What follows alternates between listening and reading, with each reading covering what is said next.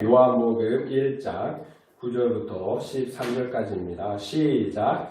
참 빛 곧 세상에 와서 각 사람에게 비추는 빛이 있었나니 그가 세상에 계셨으며 세상은 그로 말미암아 지은 바 되었으되 세상이 그를 알지 못하였고 자기 땅에 오매 자기 백성이 영접하지 아니하였으나 영접하는 자 곧 그 이름을 믿는 자들에게는 하나님의 자녀가 되는 권세를 주셨으니 이는 혈통으로나 육적으로나 사람의 뜻으로 나지 아니하고 오직 하나님께로부터 난 자들이니라. 아멘.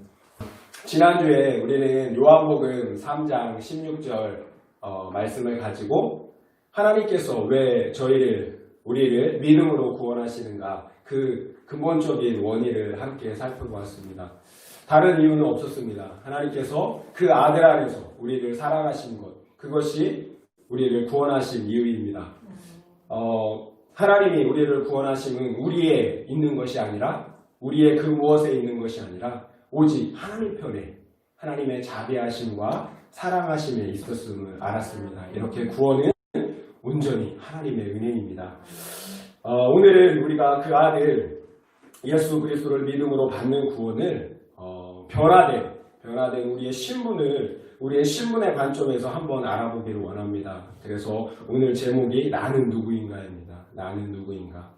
바로 우리의 정체성, 나의 정체성을 묻는 질문입니다. 나는 누구인가. 표준 국어 대사전에 의하면 정체성은 변하지 아니하는 존재의 본질을 깨닫는 성질 또는 그 성질을 가진 독립적 존재, 이렇게 말하고 있습니다. 정체성을 정의하는데 핵심 어구는 변하지 않는 존재의 본질이라는 거예요. 변하지 않는 존재의 본질. 그러니까 우리가 이 땅에 일어난 것들, 곧 업적이나 학력, 직업, 돈, 외모, 관계에 우리의 정체성을 두어서는 안 된다는 거죠. 왜 그래요? 왜냐하면 그것들은 다 변하고 없어질 것들이기 때문에 그래요.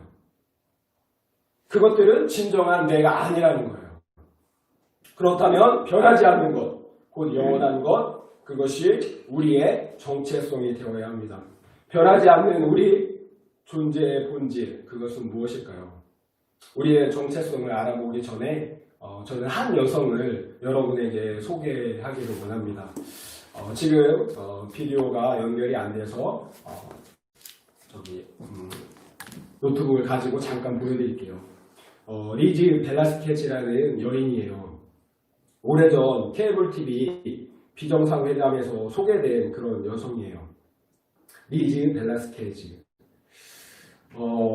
157cm의 키, 몸무게는 26kg, 미국의 20대 여성이에요. 이 여성은 전 세계에 3명뿐인 졸업증과 거미손 증후군을 앓고 있는 희귀병 환자예요. 아무리 먹어도 살이 붙지 않아요. 살기 위해 하루에 60차례의 식사를 해야 한다고 합니다. 설상가상으로 오른쪽 눈은 시력을 완전히 잃었다고 합니다. 이런 리즈는 학창시절에 자신의 이런 외모 때문에 많은 괴롭힘을 당했다고 해요. 특별히 고등학교 시절 리즈는 인터넷에서 세상에서 가장 못생긴 여자라는 제목의 동영상을 보게 되는데 그 영상 속에 자신의 모습이 있었던 거예요. 그 당시 거의 400만 명 이상의 사람들이 그 영상을 시청했고 그 댓글에는 저주의 말들, 조롱의 말들이 가득했어요. 괴물, 불에 태워 죽여라. 왜 자살하지 않았냐. 라는 수많은 악성 댓글들이 줄줄이 달려있는 것을 본인이 직접 보게 된 거예요. 만약 여러분이 당사자라면 어떻게 했을 것 같습니까? 저 같으면, 대부분의 사람들은 절망하고 또 원망하고 남은 삶을 불행 속에서 그렇게 지내며 살아가지 않았을까, 이렇게 생각이 돼요. 자신을 원망하고 자신을 낳아준 부모를 원망하고 자기를 또한 증오하고 미워하는 사람들을 원망하고 그리고 나를 잊게 한 그 신을 원망하며 살았을 것 같아요. 하지만 그녀는 절망하고 원망하는 대신에 이루고 싶은 그 꿈들을 마음속에 새기고 그것들을 이뤄가는 쪽을 선택했다고 해요. 절망하는 대신에 자신의 꿈을 이뤄가는 그것을 선택했다고 합니다. 현재 29세가 된 그녀는 과거 자신처럼 낙심하고 자존감이 없어 그렇게 힘들게 살아가는 사람들에게 꿈과 희망을 주는 강사와 그리고 작가로 활동을 하고 있다고 합니다. 그리고 지금 텍사스 주립대학에서 커뮤니케이션 교수로 재직 중에 있다고 합니다. 괴물이다. 불에 태워 죽여라. 라고 말하는 사람들에게 그녀는 이렇게 말하고 있다고 해요. 나를 괴물이라고 부른 사람들이 나를 규정하게 두어야 할까요? 나를 불에 태워 죽여라 라고 하는 사람들이 나를 규정하게 두어야 할까요? 아니에요. 외모는 절대로 저의 정체성이 아니에요. 그리고 여러분의 정체성도 아니에요. 여러분이 볼 때 누가 더 불쌍한 사람 같아요? 당연히 가만히 앉아서 다른 사람을 비방하는 사람이죠. 그들은 자신이 가지고 있는 그 정체성을 가지고 상대방을 보기 때문에 그래요. 자신의 그 정체성을 가지고 상대방을 보기 때문에 비난하고 판단하는 거예요. 그렇다면 리즈 벨라스케즈 그녀는 어떻게 사람들의 놀림과 이 같은 비방으로부터 또 흔들리지 않고 자신의 꿈을 이루는 삶을 살 수가 있었을까요? 리즈는 자기 자신이 누구인지 알았기 때문에 그래요. 그 자기 신분의 정체성을 잘 알고 있었기 때문에 그런 거예요. 그래서 자신의 외모로 그리고 다른 사람의 평가로 자기 자신을 규정하지 못하게 한 거예요. 그래서 내가 누구인지 아는 것이 중요합니다. 오늘 성경 본문은 내가 누구인지를 정확하게 우리에게 말해주고 있습니다. 우리 12절, 13절을 다시 한번 읽어보겠습니다. 시작! 영접하는 자, 곧 그 이름을 믿는 자들에게는 하나님의 자녀가 되는 권세를 주셨으니 이는 혈통으로나 육정으로나 사람의 뜻으로 나지 아니하고 오직 하나님께로부터 난 자들이니라. 아멘. 영접하는 자, 곧 그 이름을 믿는 자들에게는 하나님의 자녀가 되는 권세를 주셨다고 하십니다. 여러분 믿어지십니까? 지난주에는 요한복음 3장 16절 말씀에서 그를 믿는 자마다 멸망하지 않고 영생을 얻는다고 하셨어요. 믿는 자들에게 주시는 복이 영생이에요. 그리고 또 하나님의 자녀가 되는 권세예요. 예수 그리스도를 믿을 때 받게 되는 그 구원을 다른 관점, 다른 용어로 표현한 거예요. 생명의 관점에서는 우리가 영생을 받는 거예요. 그런데 신분의 관점에서는 우리가 하나님의 자녀가 되는 거예요. 자녀가 아버지의 유산을 상속받는 것은 당연한 거예요. 따라서 자녀인 우리가 아버지의 유산인 하나님의 나라, 곧 영생을 상속받는 것은 당연한 거예요. 그런데 여러분 무조건 영원히 사는 것이 좋은 것일까요? 아니에요. 만약 꺼지지 않는 지옥불에서 영원히 산다면 차라리 죽여달라고 할 거예요. 마찬가지로 성경이 말하는 영원한 생명은 하나님의 아들로서 갖게 되는 영광과 영화로서 영원히 사는 거예요. 그러니 우리가 예수를 믿을 때 받게 되는 이 자녀의 복 얼마나 흥분되고 놀라운 것입니까? 복된 것입니까? 하나님의 자녀가 되는 것은 혈통으로나 육적으로나 사람의 뜻으로 나지 아니하고 오직 하나님께로부터 난 자들이라고 하세요. 이게 무슨 의미입니까?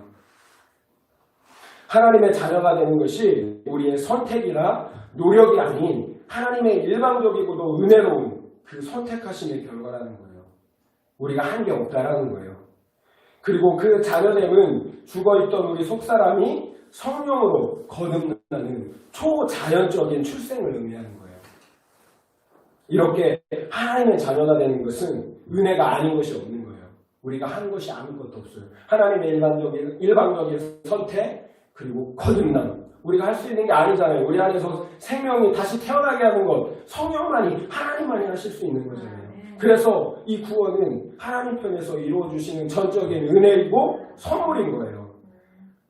이런 하나님의 자녀가 되는 이 권세를 고린도후서 5장 17절에서는 새로운 창조라고 얘기하고 있어요. 고린도후서 5장 17절 제가 읽어보겠습니다. 그런즉 누구든지 그리스도 안에 있으면 새로운 피조물이라 이전 것은 지나갔으니 보라 새 것이 되었도다.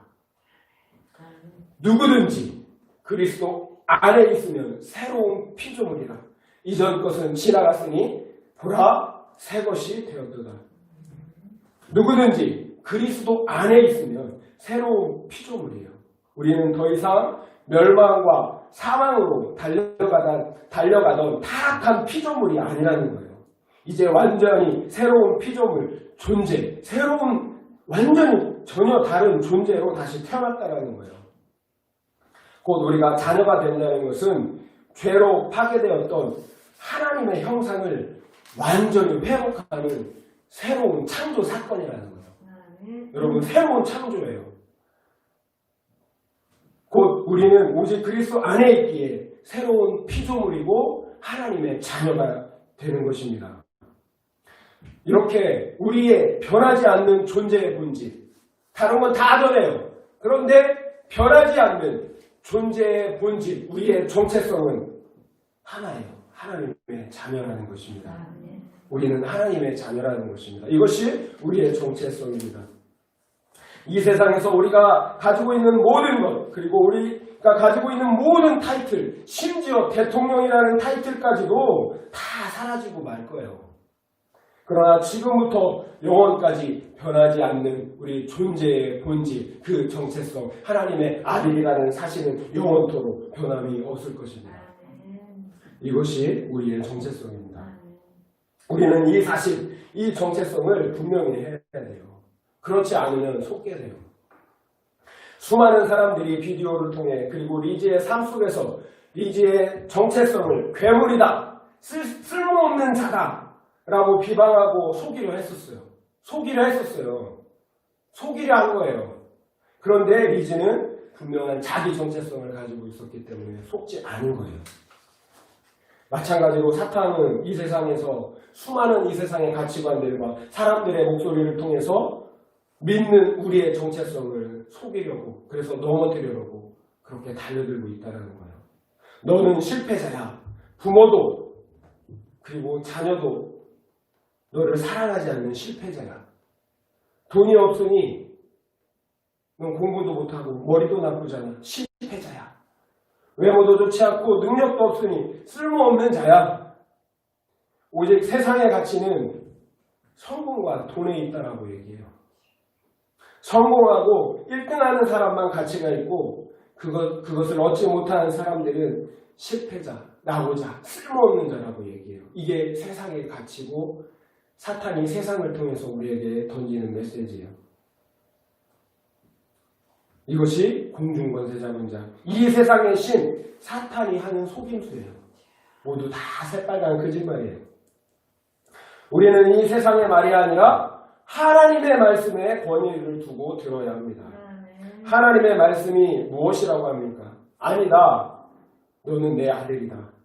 너는 내가 독생자 예수를 십자가에서 희생할 만큼 사랑하는 아들과 딸들이다. 이것이 진리고 우리의 정체성입니다. 하나님의 자녀는 세상의 가치와 그들의 말을 들어서는 안 됩니다. 하나님의 자녀는 하나님의 말씀을 듣고 신뢰해야 합니다. 사탄이 처음 아담과 하와를 속였던 것처럼 지금도 세상과 사람들을 통해서 사탄은 우리를 속이려고 하고 있어요. 얼마나 거짓말을 잘하는지 성경은 사탄을 거짓의 아버지라고까지 하잖아요. 그래서 사탄의 전략을 잘 알아야 합니다. 모르면 우리도 과거 아담처럼 또 속게 돼요. 우리는 예배도 잘 드리고 또 하나님의 말씀도 잘 살아가는 것 같으면 하나님의 자녀인 것 같아요.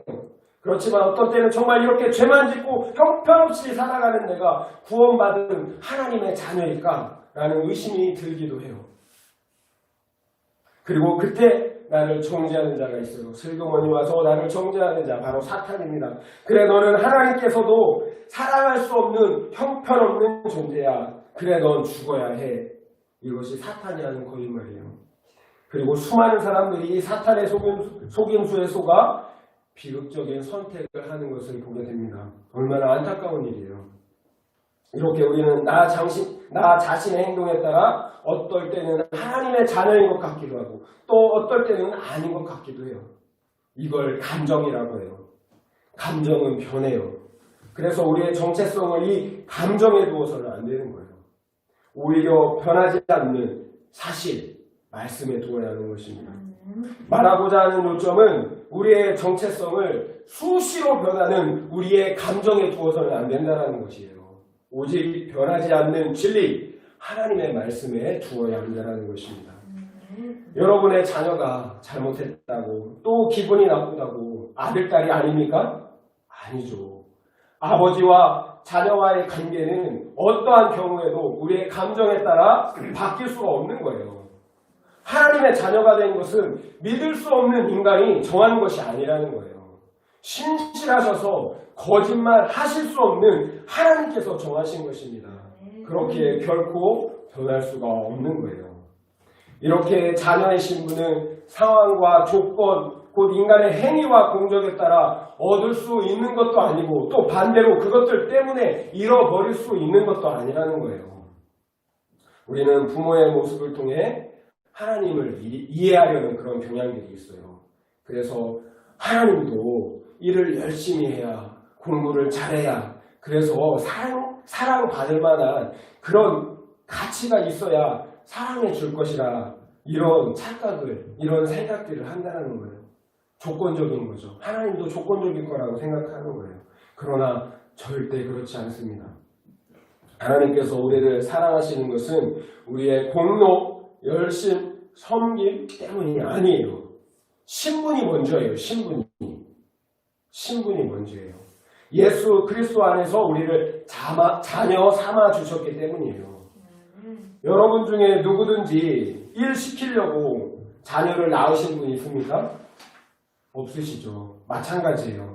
하나님께서 우리에게 원하시는 것은 우리와 사랑의 교제, 그 사귐을 먼저 갖기를 원하시는 거예요.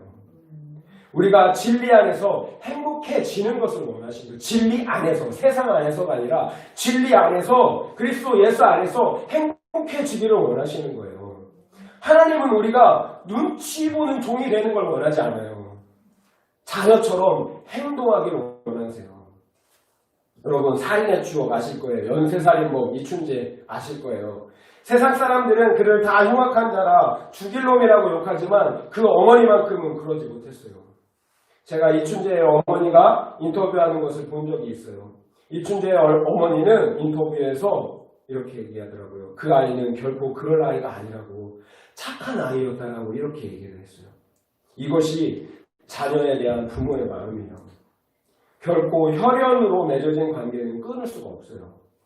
그렇다면 더욱더 예수의 피로 맺어진 하나님 아버지와 우리의 관계는 더욱 끊을 수가 없다는 것입니다. 하나님께서 예수 그리스도의 피값으로 우리를 낳으셨어요. 예수의 피값 때문에 하나님의 자녀라는 신분은 결코 끊을 수가 없는 거예요. 이 신분은 우리가 그리스도 안에 있는 한 결코 흔들릴 수 없는 반석과 같은 거예요. 이렇게 우리의 정체성은 우리의 상태에 따라 수시로 변하는 감정의 근거에서는 안 된다는 것입니다.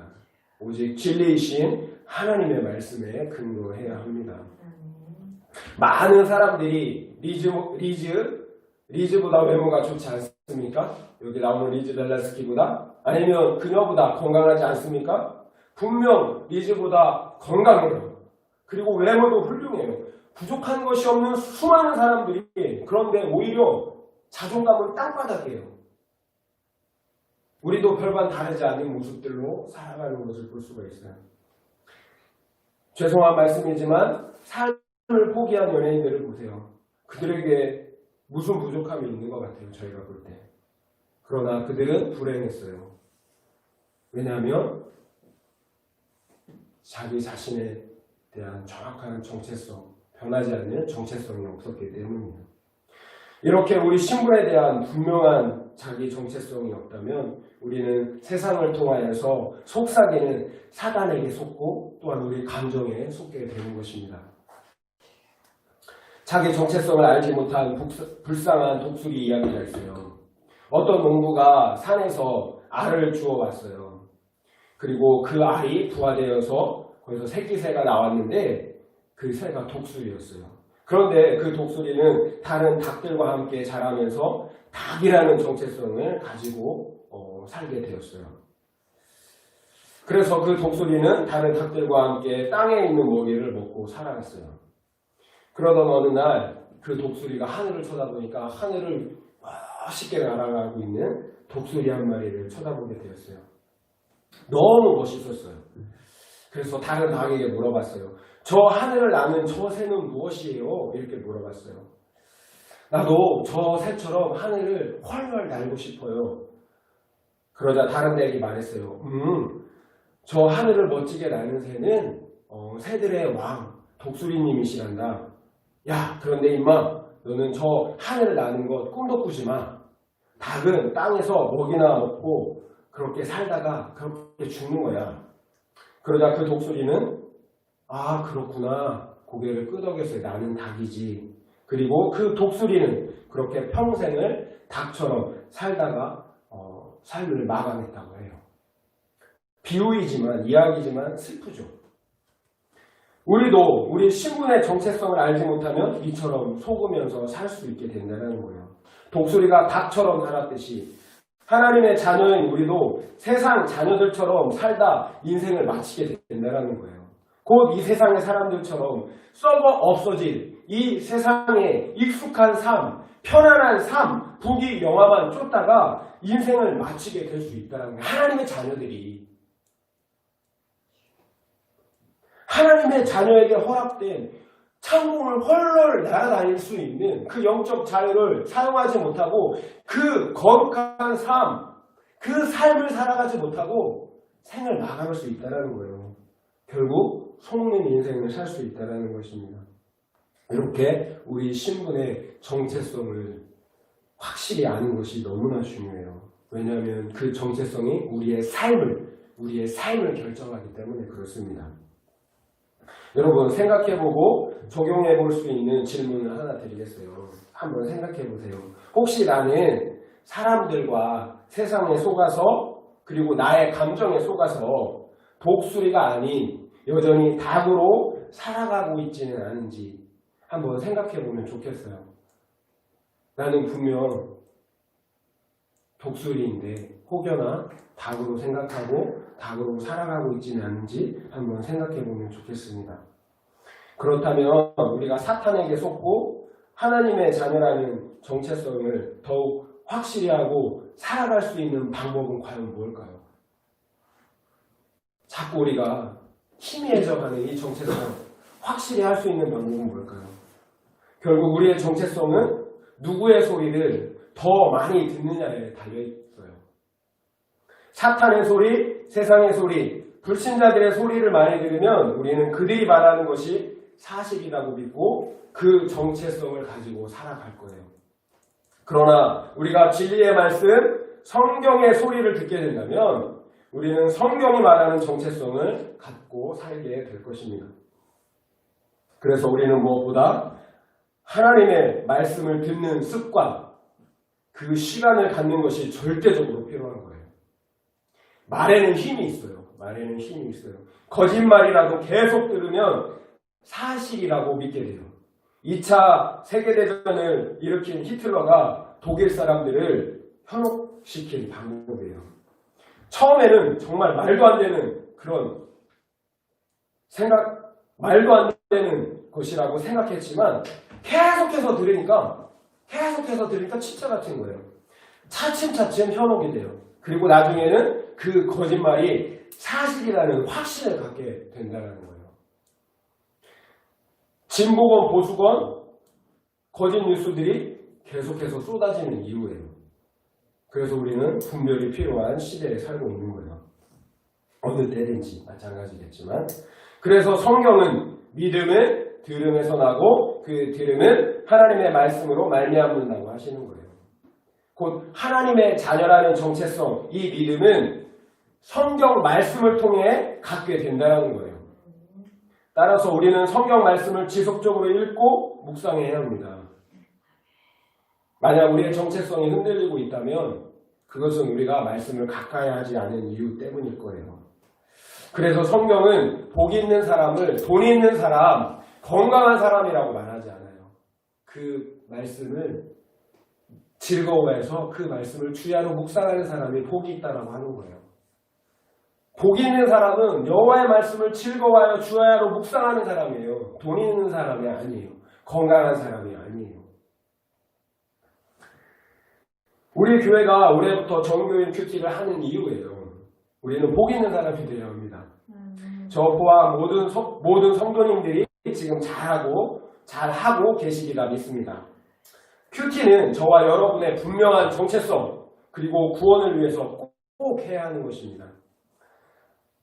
어린 시절로부터 부정적인 말을 듣고 자란 아이들은 자기가 아무리 객관적으로 예뻐도 그리고 공부를 잘해도 성공해도 자존감이 낮아요.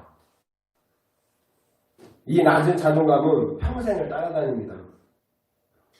자존감이 낮은 사람들은 일반적으로 합리적인 자기 주장도 잘하지 못해요. 그리고 전반적으로 긍정적인 감정보다 부정적인 감정들이 많습니다. 그 삶이 불행할 수밖에 없는 이유겠죠. 따라서 자녀의 바른 정체성 확립을 위해 부모와 어른들의 역할이 중요한 거예요. 그러나 그 부모조차도 위 세대의 부모들로부터 바른 사랑을 받지 못했기 때문에 그 부모들조차도 피해자인 거예요. 결국 죄로 타락한 인간들은 바른 정체성이 없기 때문에 바른 사랑을 할 수가 없는 거예요.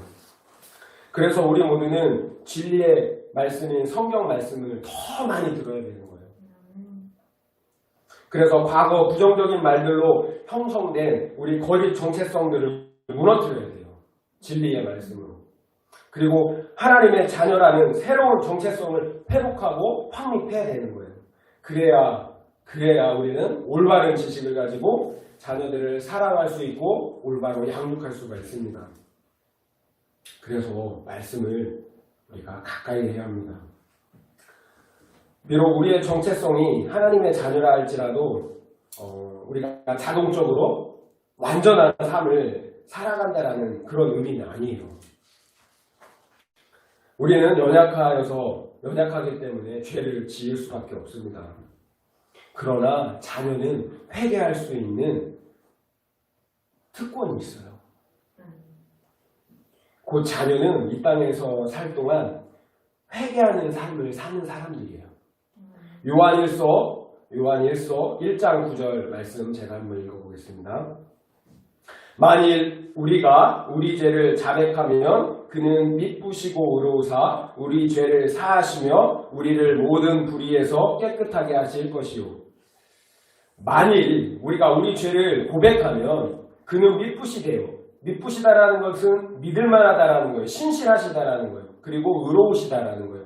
그분은 믿을만하신 분이고 의롭기 때문에 우리의 죄를 사하실 수 있다라는 거예요. 사하신다라는 거예요. 의로움이 없다면 사하지 못하겠죠. 그런데 의롭기 때문에 사하세요. 그리고 믿을만 하시기 때문에 신실하시기 때문에 우리가 죄를 고백만 하면 그 죄를 용서해 주신대요. 그리고 모든 불의에서 우리를 깨끗게 해주신다는 거예요. 여러분 부모 자식 간에도 잘못을 하면 그 관계가 서먹서먹해져요. 어떤 집은 의절을 하기도 하고 평생 말 한마디 안 하고 사는 집도 있는 것을 봅니다. 왜냐하면 자기 잘못을 인정하지 않고 그 관계를 회복하지 않았기 때문에 그래요. 이렇게 육신의 부모 자식 간의 관계에서도 잘못을 하면 용서를 구해야 하는 것처럼 우리 또한 죄를 범했을 때는 하나님께 회개해야 합니다. 그래야 더 친밀하고 화목한 관계를 가질 수 있기 때문입니다. 만약 우리가 우리 죄를 회개하지 않으면 우리의 실구는 변함이 없지만 그 기간 동안 관계에 있어 어려움이 있는 거예요. 그리고 고통이 따르게 되겠죠. 또 더 문제는 그 죄가 있는 그 틈으로 어둠의 권세가 일할 수 있는 빌미를 주게 된다는 거예요. 그래서 사탄에게 속게 될 수 있다는 거예요. 우리가 자녀라는 사실은 변함이 없어요. 하지만 사탄에게 속아서 실족할 수 있게 된다는 거예요. 그래서 우리의 죄가 깨달아지면 즉각적으로 회개해야 합니다. 여러분은 자기 잘못을 고백하지 않고 뚱해서 있는 그런 자녀가 좋습니까? 아니면 잘못했지만 뻔뻔할 정도로 자기 잘못을 인정하고 아무 일 없었다는 듯이 행동하는 자식이 좋습니까? 하나님 아버지도 우리에게 진실한 회개를 원할 뿐이에요. 이렇게 하나님의 자녀라고 완전한 존재는 아니에요. 죄를 지을 수 있어요. 그러나 언제든 우리의 죄를 자백하고 고백하면 용서받을 수 있는 관계라는 거예요. 아버지와 자녀의 관계는. 우리는 종이 아니에요. 자녀예요. 종은 죄를 지었을 때 용서를 받지 못해요. 형벌이 있을 뿐이에요. 그러나 자녀는 아무리 큰 잘못을 해도 자신의 죄를 고백하면 언제든지 용서받을 수 있습니다. 우리는 종이 아니라 하나님의 자녀라는 사실을 잊지 말아야 합니다. 또한 자녀의 특권은 언제든 아버지의 도움을 요구할 수 있는 존재라는 거예요. 종은 주인에게 자신의 요구를 요청할 권리가 없어요. 그저 명령에 복종할 뿐이죠. 하지만 자녀는 아버지에게 자신의 필요를 당당히 요구할 수가 있어요. 왜냐하면 사랑하시는 그 아버지는 그 자녀의 필요를 채워주시기 위해 언제나 자녀의 그 목소리에 귀 기울이고 계시기 때문이에요. 따라서 우리는 언제든 아버지 하나님께 우리의 필요를 간구할 수 있어야 합니다. 이 악한 세상에서 우리가 누구에게 도움을 요청하겠어요? 아버지 하나님밖에 없죠. 비록 재물, 외모, 학벌, 빽이 없을지라도 우리에게는 하나님 아버지가 있잖아요. 자녀는 아버지께 기도할 수 있는 특권을 가진 사람들이에요. 기도 아무나 할 수 있는 거 아니에요. 세상 사람들이 아무리 빌어보세요. 그게 하나님께 가는 기도인가? 기도는 자녀만 할 수 있는 특권이에요. 그런데 안 하면 안 되겠죠. 이 좋은 특권을. 하나님과 누리는 그 교제의 그 깊은 기쁨을 알지 못하면 안 되겠죠. 자녀의 특권, 회개할 수 있는 거 아무나 하는 거 아니에요. 기도 아무나 하는 거 아니에요. 자녀만 할 수 있는 것입니다. 우리의 자존감은 천지의 주인이신 그 하나님, 우리 아버지 그분께 있어야 해요. 우리의 자존감은 아버지 하나님께 있어야 해요. 조그만 개들도 그 주인이 있을 때 얼마나 당당하게 지저대요. 다 가서 때려주고 싶은데 그 주인이 보고 있으니까 못하는 거예요. 그 작은 개들도 자기 주인이 지켜주는 것을 알기 때문에 이렇게 당당한 거예요. 막 지저대는 거예요. 우리에게는 천지의 주인 되시는 하나님 아버지가 있지 않습니까? 독생자도 아끼지 않으신 그 하나님 아버지. 무엇을 아끼시겠어요? 우리는 그 아버지를 신뢰해야 합니다. 그리고 당당할 수 있어야 합니다. 우리의 자존감은 우리의 그 무엇에 있는 것이 아니라 바로 그리스도 안에서 나를 사랑하신 그 하나님 아버지께 있는 것이에요. 리즈 벨라스케즈, 그녀의 당당함은 어디에서 나온 것 같아요? 그녀가 항상 당당했을까요? 아니에요. 그녀는 수없이 좌절했어요. 아무리 노력해도, 아무리 좋은 옷을 입어도, 아무리 기도를 해봐도 다른 사람처럼 건강해질 수가 없는 거예요. 다른 사람처럼 될 수가 없는 거예요. 그래서 그녀도 좌절하고 낭망했어요. 수없이 좌절하고 낭망했어요. 그런데 어느 순간 그녀는 깨달은 거예요. 자신의 태도를 바꾸지 않으면 안 된다는 것을 깨달은 거예요. 이제 불평, 원망, 좌절을 멈추기로 한 거예요. 왜냐하면 하나님이 내가 여기 있는 이유라는 것을 깨달았기 때문에 그래요. 하나님이 이유예요. 그분이 이유예요. 내가 이런 모습으로 여기 있는 이유가 바로 하나님 때문입니다. 하나님을 신뢰하기로 한 거예요. 리즈는 고백해요. 그 시점, 자신이 그렇게 하기로 결단하고 선택하고 그렇게 고백할 때 그 시점으로 변화가 생겼다라고 얘기해요. 그 후로 행복해졌고 자존감이 자라났다라고 얘기를 해요.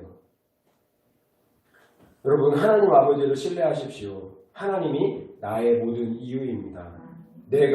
우리가 여기 있는 이유입니다. 올해부터 큐티인을 가지고 전교인 큐티를 하고 있어요. 마침 1월 1일 본문이 오늘 본문과 같아요. 절대 의도한 게 아니에요. 저 그렇게 똑똑한 사람 아닙니다. 큐티에 나오는 진겨울 성도의 간증을 잠깐 소개하고자 합니다. 그녀는 어려운 가정 형편으로 인한 위축감, 작은 키로 인한 신체적 열등감, 잘 들리지 않는 탁성으로 인한 자신감 결여에다 성씨에 대한 자괴감까지 겹쳐 항상 마음이 답답했다고 합니다. 그러나 그녀는 천지를 창조하신 말씀, 곧 그 말씀이 육신이 되어 오신 예수 그리스도를 믿는 자는 하나님의 자녀가 되는 권세를 주셨다는 말씀과 그들은 혈통으로나 육적으로나 사람의 뜻으로 나지 아니하고 하나님께로부터 난 자들이라는 말씀을 듣고 새로운 돌파구를 찾는 느낌이었다라고 해요. 이제 나는 하나님의 자녀다. 혈통, 육정, 사람의 뜻이 아니라 하나님께로부터 태어나는 것이다. 그러니 내가 진씨이든 키가 작든 가난하든 그것이 본질이 아니다. 중요한 것은 하나님이 살아계시고 내가 주 예수 그리스도를 영접함으로 하나님의 자녀가 되었다는 사실이다. 다시 한번 읽어볼게요. 그러니 내가 진씨든 키가 작든 가난하든 그것이 본질이 아니다. 중요한 것은 하나님이 살아계시고 내가 주 예수 그리스도를 영접함으로 하나님의 자녀가 되었다는 사실이다. 그녀는 이 말씀이 믿어지니 현실은 변한 게 없으나 더는 아무것도 문제가 되지 않았다라고 고백해요. 문제가 될 것이 없었다라고 고백을 해요. 이것이 하나님의 자녀라는 정체성을 깨닫게 될 때 주어지는 능력과 은혜와 권세입니다. 이런 은혜가 우리 모두에게 있길 바랍니다. 말씀을 마무리하겠습니다. 남과 확연히 다른 그런 외모임에도 리즈 벨라스케즈는 하나님의 자녀라는 정체성을 바로 가지고 있을 때 이 세상에 그 누구보다도 더 가치 있고 의미 있는 삶을 사는 것을 우리가 보았습니다. 왜냐하면 사람은 그 정체성을 따라서 살기 때문에 그래요. 이제 리즈가 진정한 자신을 발견한 것처럼 우리도 내가 누구인지를 알아야 합니다. 리즈 벨라스케즈와 그리고 반대로 많은 부러움의 대상인 연예인들이 자살을 바라보면서 저는 많은 생각을 할 수밖에 없었어요. 무엇보다 모든 사람은 자기 스스로는 절대 자기 자신을 구원할 수 없다라는 거예요. 존귀할 수 없다라는 거예요. 모두 부족하고 모두 약하고 강하지 않다라는 거예요. 우리처럼요. 우리는 나만 그런 것 같은데 다른 사람도 동일하게 다 그렇게 생각을 한다는 것입니다. 스스로 존귀할 수 없고 스스로 구원할 수 없다는 거예요. 모든 사람들은. 결국 가치 있고 의미 있는 삶, 곧 영생의 삶은 내가 누구인지 아는 것에 달려있다는 것입니다. 그것은 내가 세상에서 무엇을 얻느냐, 못 얻느냐에 달려있지 않다는 거예요. 오직 우리가 하나님의 자녀라는 그 정체성에 달려있다는 것입니다. 우리가 하나님의 자녀라는 그 정체성, 그것이 우리가 이 땅의 삶을 가치 있고 의미 있게 살 수 있는 길이라는 거예요. 끝으로 우리의 정체성을 분명히 증거하는 말씀 12절, 13절 말씀을 다시 한번 읽고 말씀을 마치겠습니다. 한번 같이 읽겠습니다. 시작!